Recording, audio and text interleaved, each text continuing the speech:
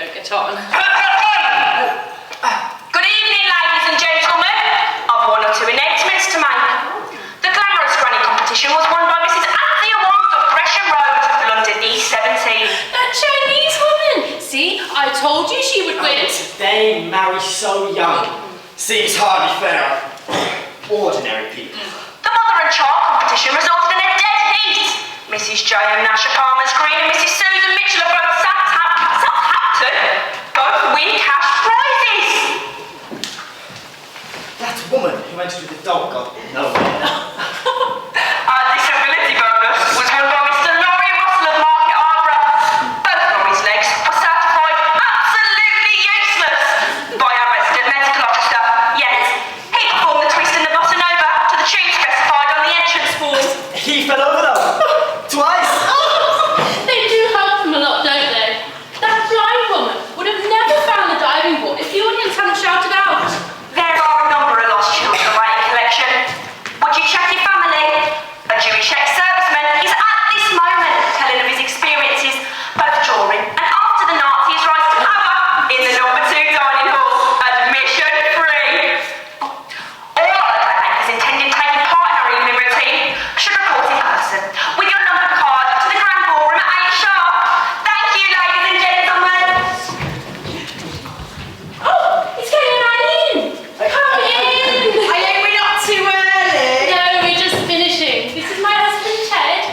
Ted, this is Kenny and Eileen. Oh, Louie, what lovely glasses! I've always wanted a pair like that. Oh, why didn't you get a pair? My eyes aren't bad enough. And besides, I can't take risks. I'm pregnant, you see.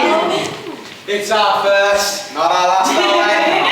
We've only been married here. We had trouble. Oh, wet hand. I had a breakdown over it. We're so much in love, see. Her parents caused the trouble. We met at a club. Oh. We knew we made for each other from the first moment. It was convincing her parents to see our point of view. That was the urgent problem. Her father, a very stubborn, very much of his own frame of mind. And her mother sided with him naturally. I was at my wit's end to find a solution. In the end, I bashed them both around the ear.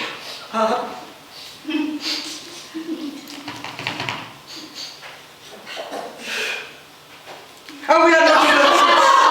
We're content now. We're expecting our first child, and we have to give up luxuries. Gee, mother's not going abroad for the summer. Lou and I don't have to bother with that sort of thing. We have our son now, if you see.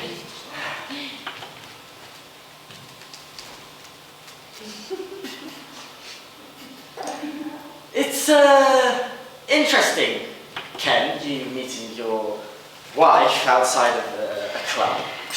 I met my wife outside of the Young Conservatives. I've always found them quite polite and sympathetic people. I used to spend an hour or two there every Thursday and Saturday. On one occasion, I met the daughter of a brain specialist. She was playing table tennis and asked if I'd act a scorer. Of course, you get your snobs there, same as anywhere else, but on the whole, I enjoyed myself. Yes, it was outside the Young Conservatives, where I met my fate. Well, I never liked the Tories because I suspected they weren't decent. What do you mean? Well, look how they carry on. They are the Blue Party, eh? It seems, Kenneth, that you have no real knowledge of the English political scene. Your Labour Party scandals have increased considerably in latter years. I thought you were. There's more than that. I ought to say. Socialist friends have put a stop to that. They banned it. And of course that. Oh no, get that thinking about our stand intolerance. We're saving up to buy a house. We were left our house. There was never any question of paying for it. We've no use for that sort of thing. We don't agree with it. Oh, you can't go all the way with that kind of philosophy, Eileen. You've got